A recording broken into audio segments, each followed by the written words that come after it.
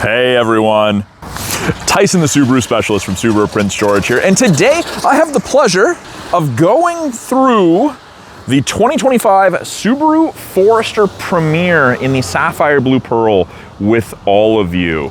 So Premier is the top end trim for the 25 Forester. Few extra bells and whistles over top of the Limited, which is what I would consider a full load vehicle to start. Now, the full redesign here for the Forester, updated exterior, updated interior, updated drivetrain, still powered by a 2.5 liter four-cylinder boxer engine. You get 180 horsepower, so you're down 2 horsepower. Not a noticeable difference versus the previous ones, but you get some awesome economy out of that four-cylinder. Up front, front end, definitely a little bit different than the previous gen Forester. That hexagonal grille. On the Premier, we have the gloss black. The headlights are a slightly different shape. Still LED steering responsive. At the bottom here, we've got more hexagonal design language with gloss black. We've got the new style fog lights, which initially I wasn't a huge fan of, but I'll show you what those look like when they're turned on towards the end of the video. Very, very similar in size to the previous generation Forester. I think it's a little less boxy, still boxier than a lot of other crossovers, SUVs out there, but it's not as boxy as the previous gen. We get 19-inch wheels on the Premier. Now you can downsize to 17s for a set of winter tires on wheels if you'd like or need in the area that you live in. We have cladding around the wheel arch or wheel well area a la Subaru. Got the functional vents that they took off of the WRX and the Crosstrek. Black painted mirror caps with integrated turn signals. And on the Premier and the Sport, we get the low profile roof rails. You can still get crossbars for them. You have to go with the aftermarket Thule ones, which your Subaru dealer can definitely get you. Give you that side profile. Still definitely a Forester. 8.7 inches of minimum ground clearance, which is to be expected, more than your average half-ton pickup. Fuel door is larger, still on the passenger side. Larger doesn't mean make any difference. It's just a significant size increase. Lots of room in there, regular fuel. And this is tied to the driver door. So if your driver door is locked, and I'll show you this here on the key fob, the fuel door is locked. So Subaru logo, top button here, lock is locked. Subaru logo,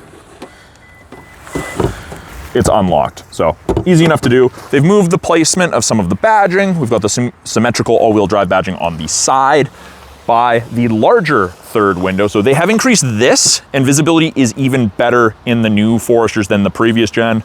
New taillights with, I don't know, it's kind of hard to see through the water. Subaru, half of a hexagon. You're gonna see a lot of hexagonal design language in these. Taillights wrap around, they go into this gloss black, into the logo, across to the other side of the hexagon. So you'll see a lot of hexagons. Something that you see on a lot of vehicles is the D-Boss name in the tailgate, and of course Subaru has followed suit. You've got Forester on the tailgate. Badging, blacked out. We have backup sensors integrated into the rear bumper. They'll apply the brakes in reverse if it thinks you're gonna hit something between speeds of 1 and 15 kilometers an hour. We've got more of that hexagonal design language, the gloss black surrounds, but even this is textured, this all small little hexagons.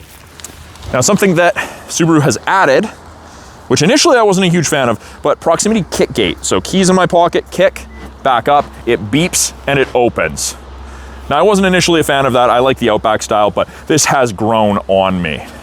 And there's still a ton of room in the back of the Forester. You have a very tall, wide, and deep storage area. This cargo tray with a topographical map on it is standard equipment. We've got the privacy cover, hides everything from the top of the seats down. And of course, this can be removed, and you can actually tuck it underneath the false floor. You can kind of see where things are gonna go across there. We've got some storage. They're now coming with tire bags. And underneath this, we've got our spare tire. We have nice hard mount physical tie downs in each corner. Makes it easy to secure awkward cargo. We've got some Easter eggs, like a little telescope there throughout the car. I'll point out a couple others. We've got grocery bag hooks on either side.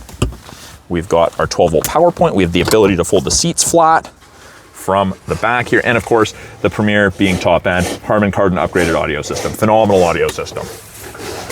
Inside the hatch, got a compass. Subaru, I like the texture. Got LED cargo light in addition to an LED cargo light. We have the ability to close it by pressing. We can lock and close it. We can pull down. We can close it from the key fob. Or the part that I like about this is you kick, you back up, it beeps 3 times, and on the 3rd one it goes down. So if your hands are full, you pull the box out of the back. You can't pull down on the hatch or press a button. That's where that is beneficial, in my opinion. Now, something I missed on the other side, hexagonal design language. We have an elongated hexagon with lots of hexagonal texture. So just something that Subaru's added to it. We have, and I don't know if the camera's gonna pick it up, it is kind of dark, flying bird right there.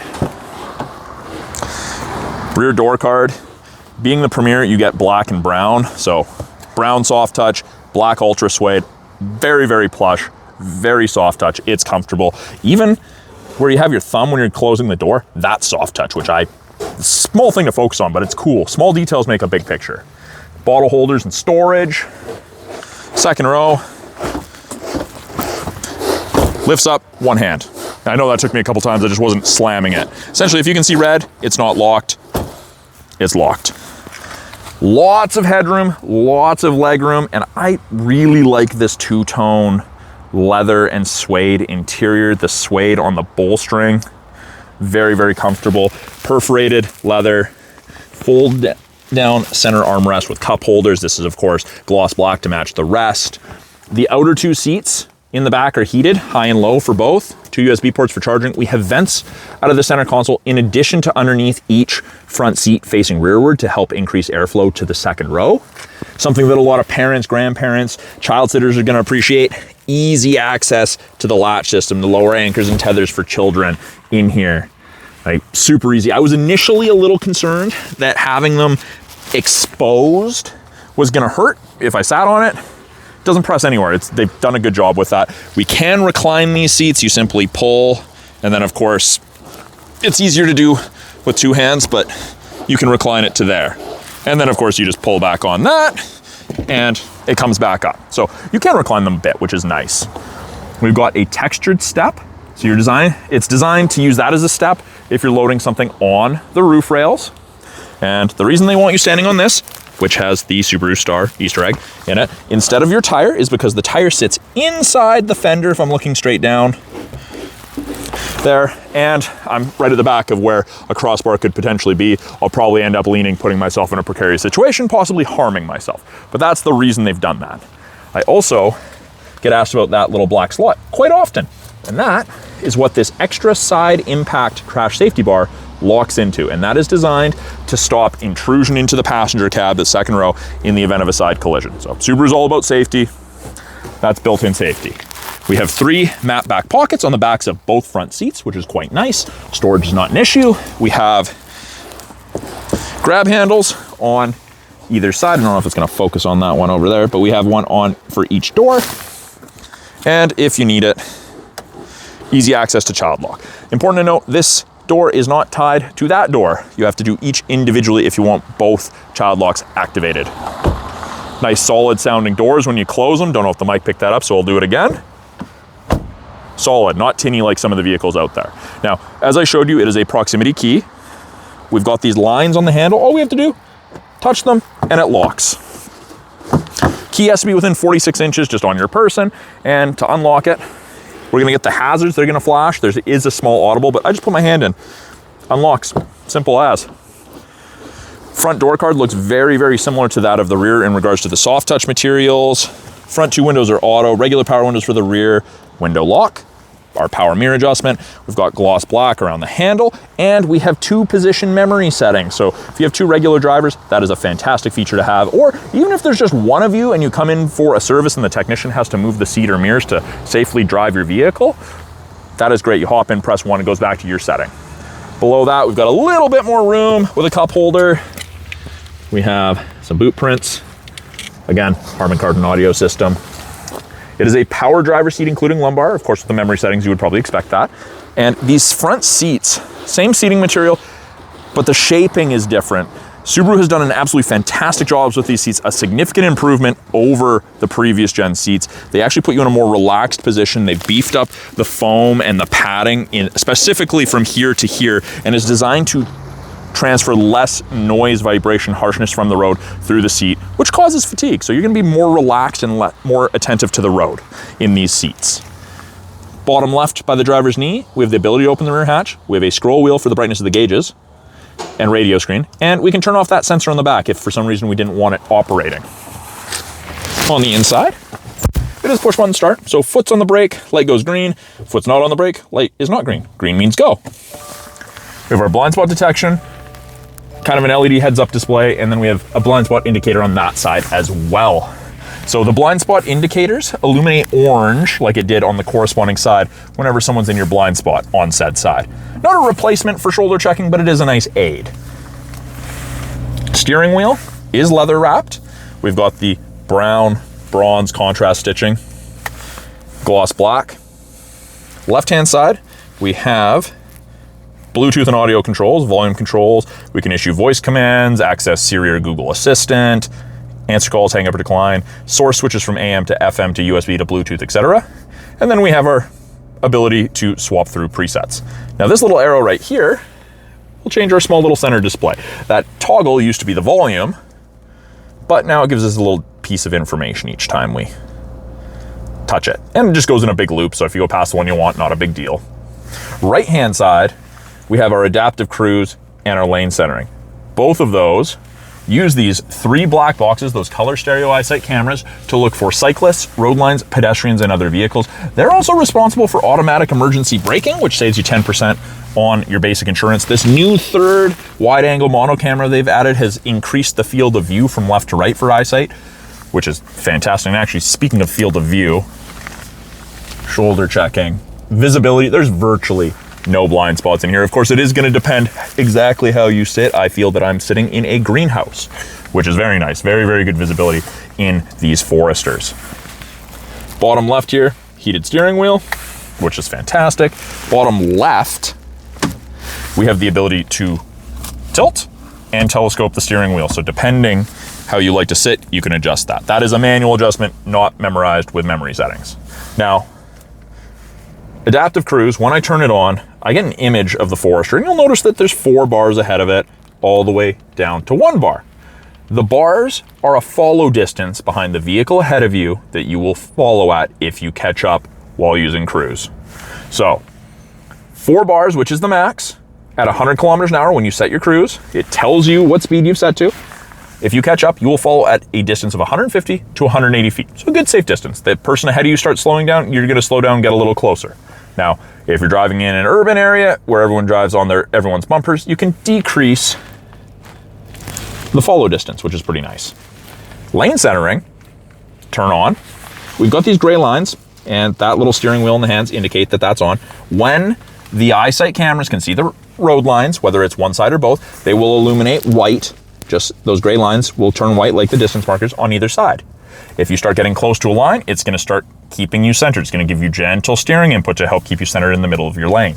It's a very nice feature. I'm a big fan of the adaptive cruise and the lane centering. Didn't think I would be, makes a big difference on long trips.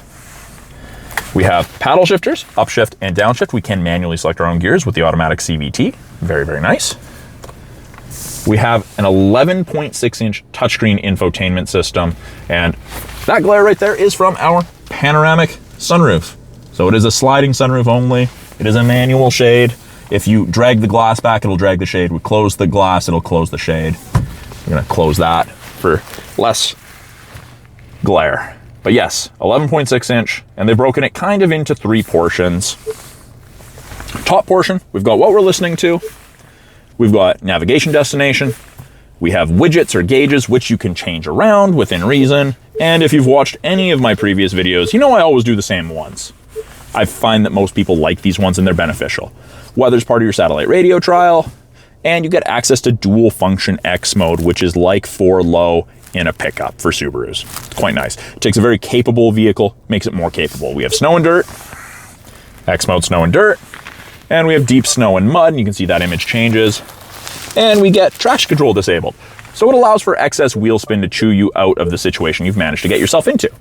Now, you may have noticed there's sometimes a little red light right there while I was talking. That is an infrared camera trying to scan my face. You can do your memory settings for your seat and your face from that, but it'll also tell you if you're distracted, not paying attention to the road, or if you're drowsy. You can disable it if you're not. It's not recording you. It's not a dash cam of any sort. It does tell you if you're not paying attention to the road though. Main portion of the screen, we have physical volume and tuning knobs. We have access to navigation and navigation live traffic subscription, which live traffic's pretty cool in a place that you need it. We do not need that here. Yes. But navigation, powered by TomTom, no subscription, you've got it for the life of the vehicle. We can full screen the nav.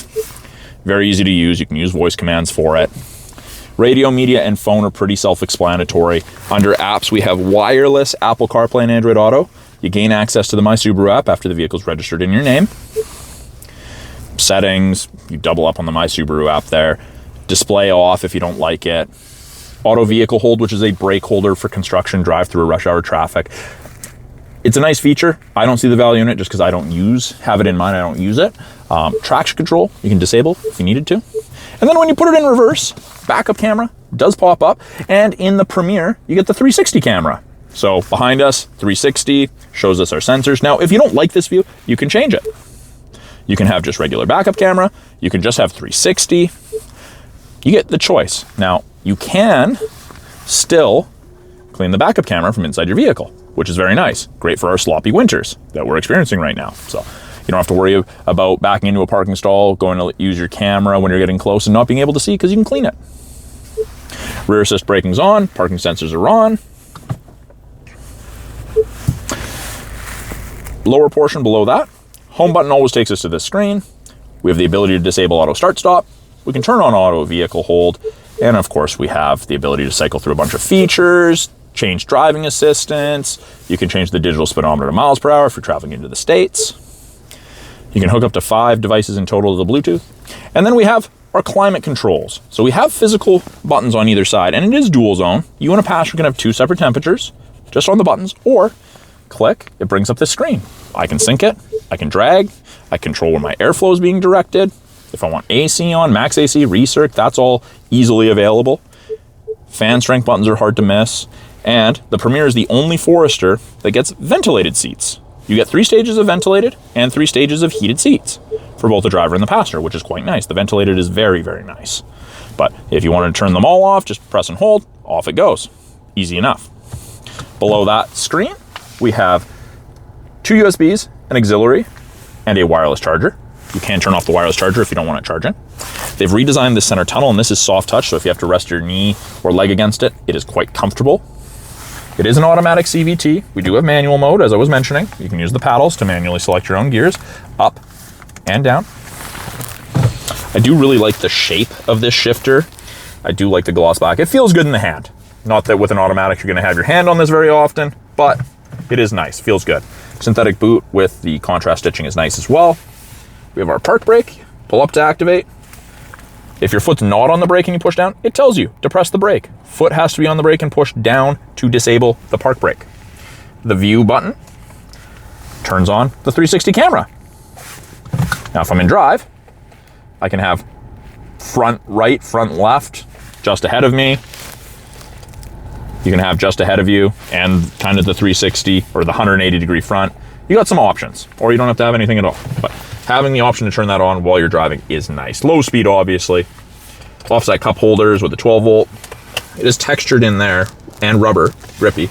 This is a very nice soft touch armrest, and there's a decent amount of storage in there. I know you can't really see to the bottom. No power points in there, but there's a place to run cords out of if you're gonna crush anything when you have your armrest down and using it, which is nice, so avoid crushed cords. Up top, my favorite feature in any vehicle ever, auto dimming rear view mirror, no switch to flick, just dims if someone has the brights on behind you. It's fantastic. We have an integrated compass up there, and we have the home link system, those 3 buttons. You can hook up to 3 separate garage doors to your mirror, so you don't need to carry one of those bulky openers with you on your sun visor and your armrest. No chance of forgetting it. Up top, we've got our sunroof controls, we have LED map lights, SOS, and roadside assistance. You'll get a little green light when the system's enabled through the My Subaru app. And we have Sunglass storage, it is padded in there. And then on the sun visors themselves, we do have card holders. We've got vanity mirror with light, and you can drive it to the side and pull that out if the sun's directly at your left or right. So lots of options in this Premier Forester. So that is a quick look at the 2025 Subaru Forester Premier in the sapphire blue. I left it running, showing you guys those headlights. They are LEDs, they're steering responsive. You do have high beam assist, and these new fog lights, a little less impressive during the day. At night, I think they look quite aggressive. I think it's a good look for those fog lights. Again, it's powered by a 2.5 liter 4-cylinder boxer engine producing 180 horsepower. You have 8.7 inches of minimum ground clearance, and of course, Subaru's full-time legendary symmetrical all-wheel drive. This is also the vehicle in Subaru's lineup that has the most second row room. Now, that's not necessarily by measurement, that's just from a bigger guy sitting in the second row of all of the vehicles in our lineup. So thank you for sticking with me and watching my quick walkthrough of the 2025 Subaru Forester Premier in the sapphire blue. I'm Tyson, the Subaru specialist from Subaru at Prince George. If you guys have any questions about this car behind me, any of the tech in it, any of the vehicles in our lineup, please put them in the comments below. I love hearing from you guys. If you're in British Columbia or close to British Columbia and willing to make the trip to northern BC to look at a Subaru, pick one up, please reach out to me. I would love to help you find your perfect vehicle. Thanks for watching, everyone. We'll talk soon.